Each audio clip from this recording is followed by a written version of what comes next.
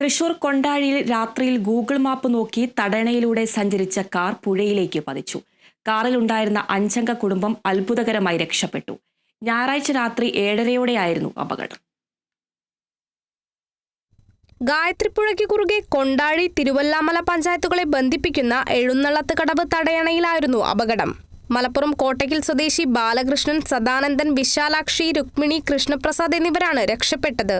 കൂത്താമ്പള്ളിയിൽ നിന്നും കൈത്തറി തുണികളും മറ്റും വാങ്ങി വീട്ടിലേക്ക് മടങ്ങുന്നതിനിടെയാണ് അപകടം. തിരുവല്ലാമല ഭാഗത്തു നിന്ന് പുഴയിലെ തടയണയിലേക്ക് ഇറങ്ങിയ ഉടൻ ദിശ തെറ്റി പുഴയിലകപ്പെടുകയായിരുന്നു. ഒപ്പം മറ്റൊരു കാറിലുണ്ടായിരുന്ന ബന്ധുക്കളും അപകടം കണ്ട് ഓടിക്കൂടിയ നാട്ടുകാരും ചേർന്നാണ് പുഴയിലകപ്പെട്ടവരെ രക്ഷപ്പെടുത്തിയത്.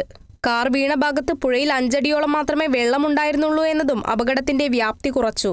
കരയിൽ നിന്നും ഏകദേശം 30 മീറ്ററോളം ദൂരത്തിലാണ് കാർ പതിച്ചത്. അപകട വിവരമറിഞ്ഞു പഴയന്നൂർ പോലീസ് എത്തി മേൽനടപടികൾ സ്വീകരിച്ചു. നേരത്തെയും ഈ ഭാഗത്ത് ഇത്തരം അപകടങ്ങൾ നടന്നിട്ടുണ്ട്. Kerala vision news, Thrissur.